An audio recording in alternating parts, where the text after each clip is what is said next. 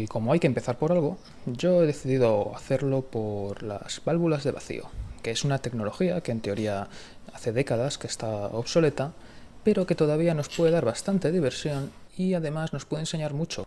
Una válvula de vacío, en esquema, es una cosa que se suele dibujar así, una válvula triodo, que se llama. Es un componente que tiene 3 terminales. Uno de ellos es el ánodo, otro es el cátodo. Y yo lo voy a escribir con K, igual que el otro, que se llama rejilla en castellano, en español, pero yo lo voy a escribir con G, porque es grid en inglés, que es como suele aparecer. El ánodo normalmente es equivalente a terminal positivo y el cátodo a terminal negativo. Una válvula de vacío es muy parecida a un grifo o una llave de paso, como los que tenemos en los cuartos de baño o en las cocinas. Y básicamente controla, igual que un grifo, el caudal de agua que sale. Podemos hacer que salga más agua o menos agua controlando el grifo. Una válvula de vacío es un dispositivo que puede dejar pasar una cantidad de corriente variable en este sentido, del ánodo al cátodo. Cuando la válvula está completamente cerrada, la corriente no puede atravesarla. Cuando el voltaje en la rejilla se hace positivo, por aquí va a empezar a circular más corriente. Si el voltaje de la rejilla se hace suficientemente negativo, llega un momento que la válvula se corta y ya no conduce corriente. Pero, ¿esto cómo es posible que amplifique voltaje en INA? Bueno, pues esto funciona así. La forma de lograr un amplificador de voltaje con una válvula de vacío es colocar una resistencia aquí y otra resistencia aquí, una en el ánodo y una en el cátodo. Pero esta resistencia de aquí tiene que ser más grande que esta. Como ánodo es sinónimo de positivo, por aquí vamos a recibir una tensión positiva de una fuente de alimentación. Y aquí abajo vamos a colocar nuestra tierra, que es equivalente a 0 voltios en este circuito. Vamos a ver cómo logra esto aumentar el voltaje, amplificar el voltaje. Si la tensión de la rejilla aumenta, la corriente que atraviesa la válvula también va a aumentar. Y eso va a hacer que circule más corriente por esta resistencia, por la válvula y por esta otra resistencia, ya que la corriente atraviesa las 3. La corriente que atraviesa la resistencia, la válvula y esta otra resistencia es la misma corriente, igual que el agua que circula por una tubería es la misma al principio que al final de la tubería. Así pues, supongamos que la fuente de alimentación es de 50 voltios y que inicialmente este punto está a 28 voltios. ¿Cuál es la caída de tensión en esta resistencia? 22 voltios. En esta resistencia caen 22 voltios porque es la diferencia que hay entre sus dos extremos. Por tanto, si ahora la tensión de la rejilla aumenta más, la corriente que circula por todo esto va a aumentar y por lo tanto, como aquí va a caer más tensión, ya que según la ley de Ohm la tensión es igual a la corriente por la resistencia, al aumentar la corriente aumentará la tensión. Y entonces, si aumenta la tensión en esta resistencia, este voltaje va a ser más bajo, porque va a haber mayor diferencia entre estos dos puntos, entre 50 y 28. Por ejemplo, si la tensión aumenta en los extremos de la resistencia 3 voltios, la tensión en este punto será 25.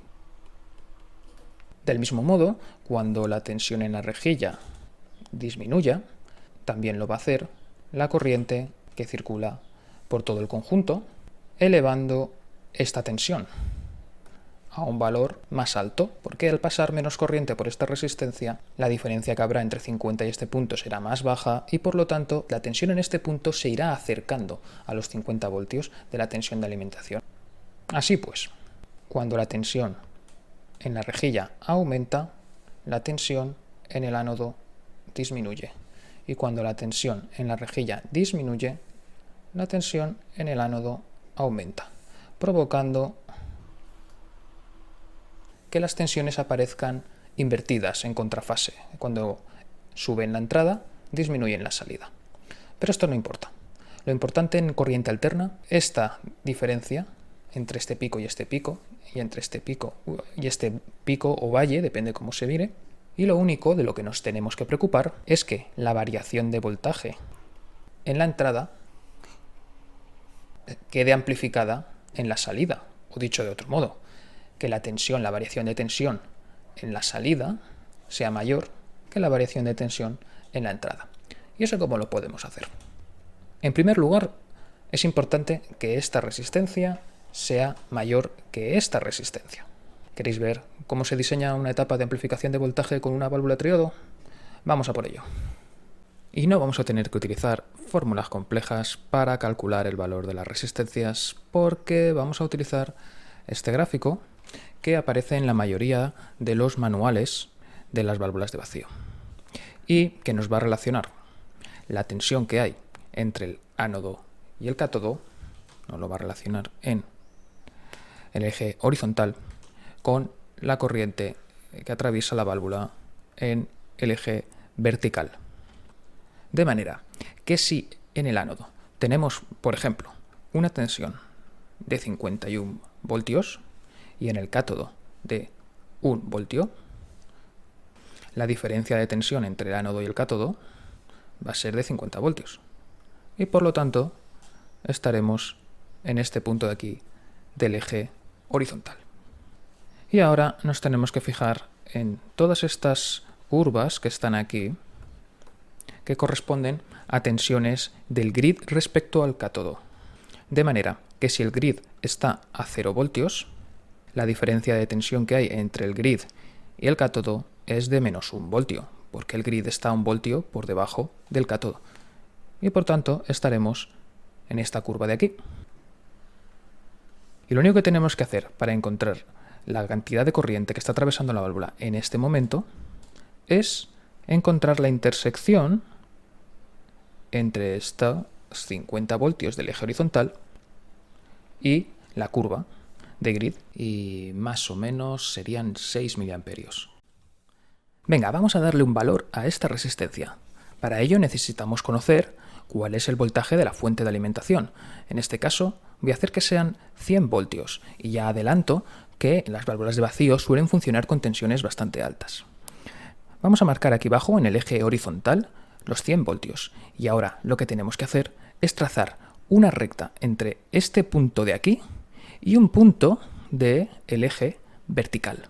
Así, si esta resistencia tiene un valor relativamente bajo, la recta tendrá una pendiente más alta. Y a la inversa, si tiene un valor relativamente alto, la pendiente será más baja. Como los puntos del eje vertical son corriente, la manera de encontrar el punto al que tenemos que trazar la recta será con una fórmula que sigue la forma de la ley de Ohm. Es decir, la corriente es voltaje dividido entre resistencia. En este caso, 100 voltios dividido entre, por ejemplo, 10 kiloohmios o 10.000 ohmios. Y el resultado de esta operación va a ser 0,01 amperio. O, en otras palabras, 10 miliamperios.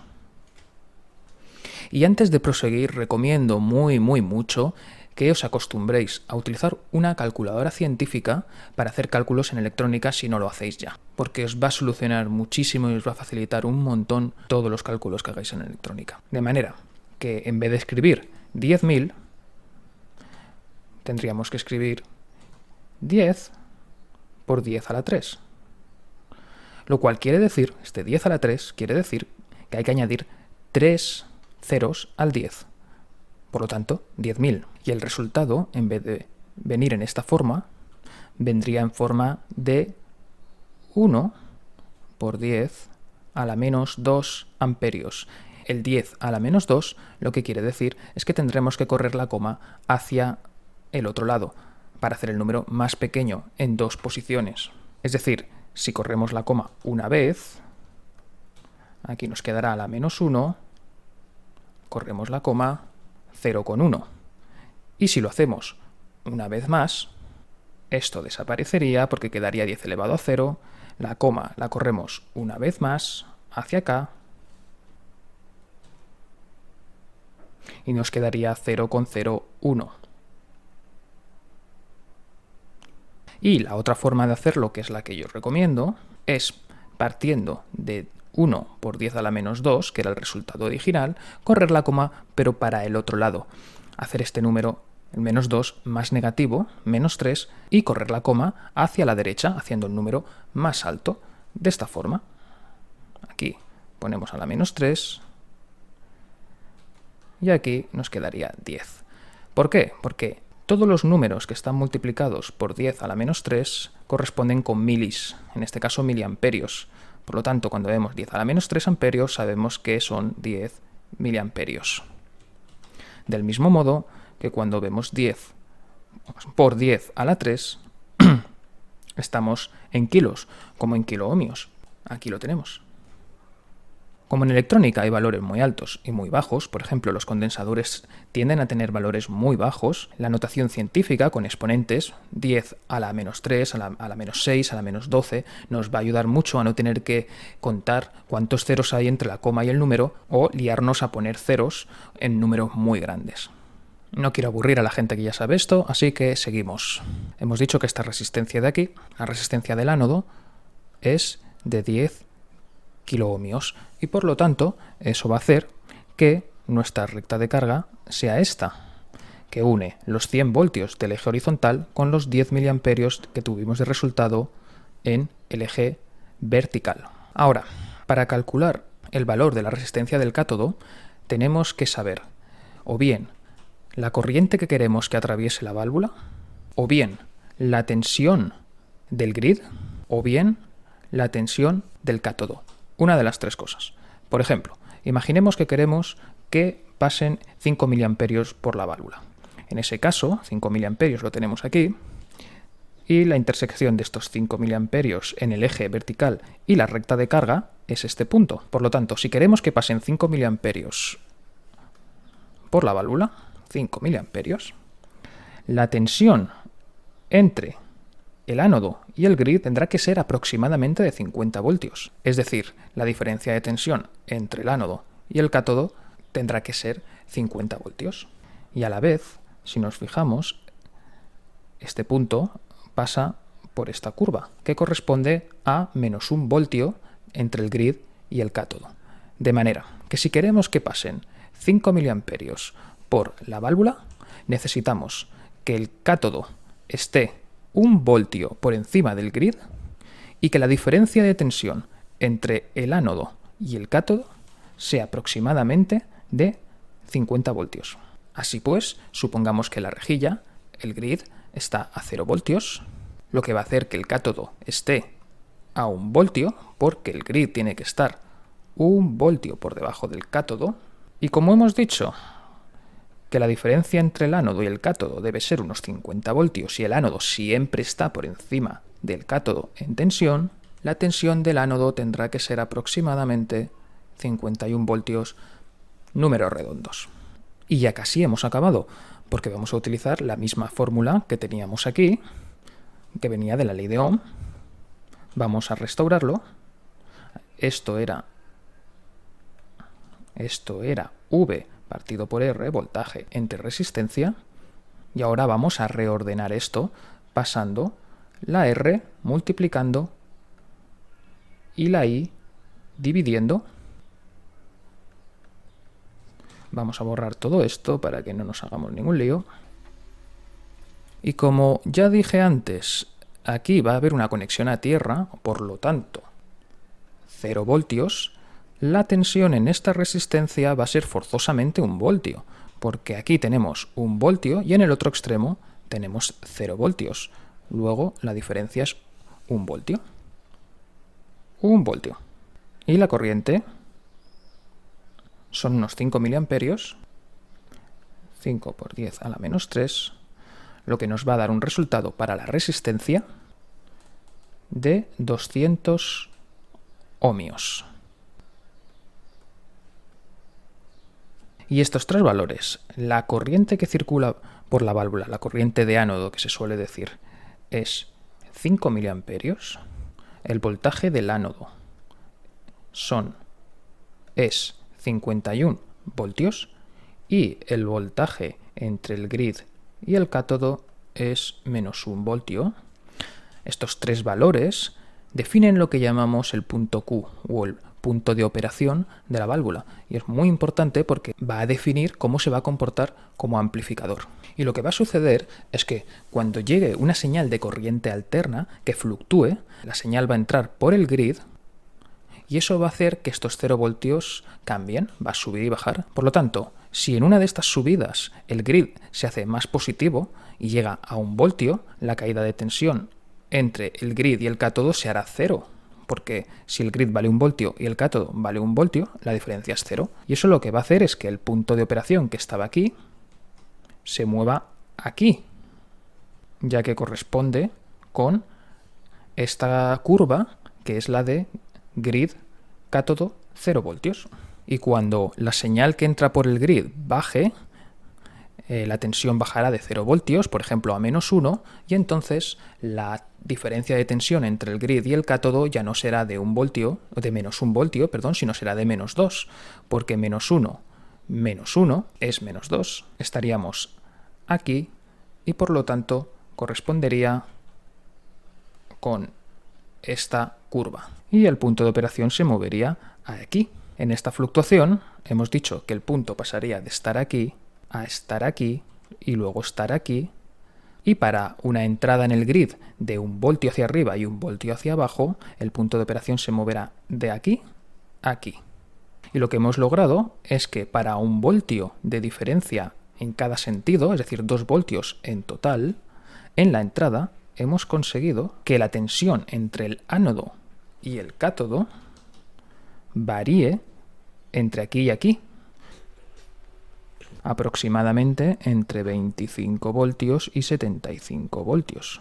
Y esto para una entrada en el grid